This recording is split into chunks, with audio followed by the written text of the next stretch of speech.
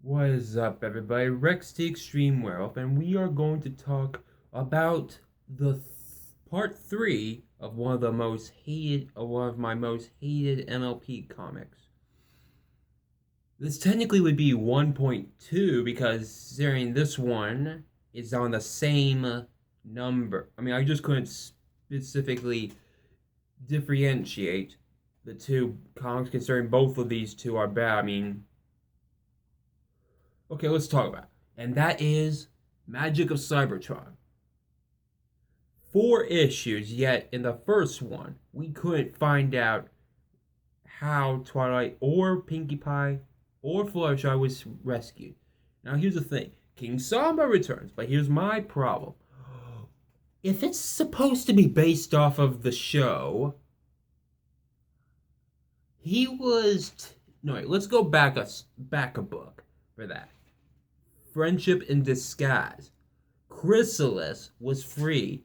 How was she free? We all saw her in the two-part season finale, or should I say three-part, but the second part, considering the third one was mostly about a whole episode, not part, basically the ending of it, which is still a sad episode. But how is Chrysalis free? Doesn't that mean T-Rex and Cozy Glow are free? Huh? Because it didn't show. So in that case, I was right. The universes between comic and show are different. So, I don't like Magic of Cybertron particularly because my favorite pony Twilight, and I know I'm not supposed to take favorites, but there's also two others that I'm kind of a fan of, and that was Fluttershy and Pinkie Pie. The reason, and in the show, I didn't like how Spike nor Starlight, Big Mac, the Cutie Crusaders, Granny Smith, all of Ponyville, and Twilight's friends from old friends from Canterlot, as well as their other residents of Canterlot, including the Wonderbolts, were mind controlled. And now it's the same way. I mean, because technically I only watched this show because of the dragons. I mean, I love dragons. And Spike was the one reason. And I continued on when I saw Garble, Ember, and Smolder. But but on the whole mind control thing, it makes you fall asleep, but you know you're being mind controlled, but you can't do anything about it because your mind and your body are being controlled by a dark force, and that is Sombra. Okay, so basically half of the Autobots that weren't controlled by Sombra, such as Optimus, Bumblebee, and Ratchet, against Decepticons like Megatron and a few others, well, Soundwave and Shockwave were free, same with Starscream, and they had to find a way to stop Sombra and or basically free their friends and stop Sombra.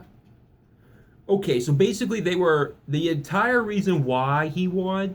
Since he couldn't rule Equestria, he chose to rule Cybertron, or just like Sunset Shimmer, he'll make an army, but first he had to make a suit of him, and that form was a giant Sombranok, which is basically like Scorponok. I mean, I thought it was based off of Ragnarok, but it's really Sombranok.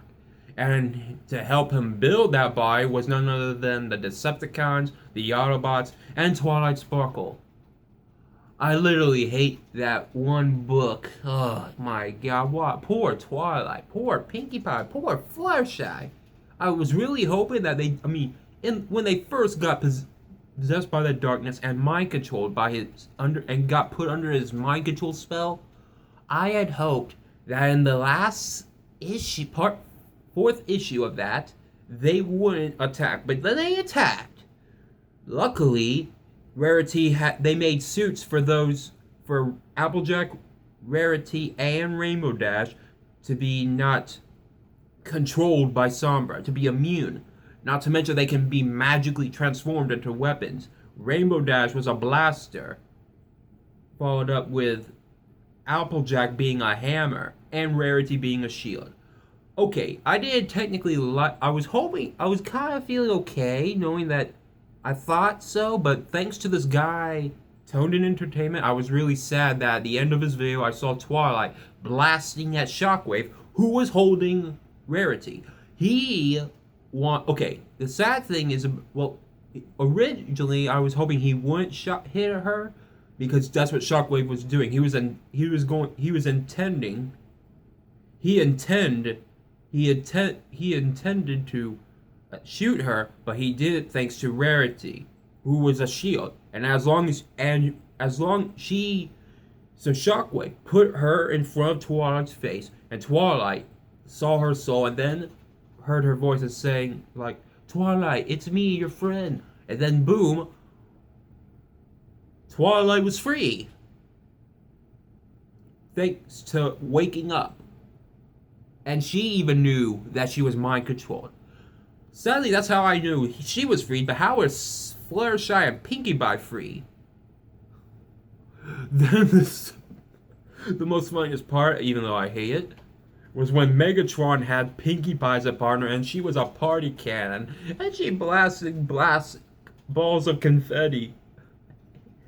Oh, that was fun. But luckily it was, not to mention Starscream even helped by using Rainbow Dash as a... No, actually Rainbow Dash was a sight, really. Yeah, a sight. But I don't like that episode still. I mean, yes, now the Autobots and Decepticons are still work on that working relationship, and Twilight told Megatron to promise not to come after them after they defeated Sombra. That still doesn't make sense. I mean, I was hoping Spike would be... It literally said Spike and Grimlock were the key to getting them free. And yet, it didn't show. Huh? Ugh. But next video, I will talk about the possession. One of the most evil things ever, because it's technically the same as mind control. But I'll talk to you about that later in Cosmic Ganon at another time. Bye!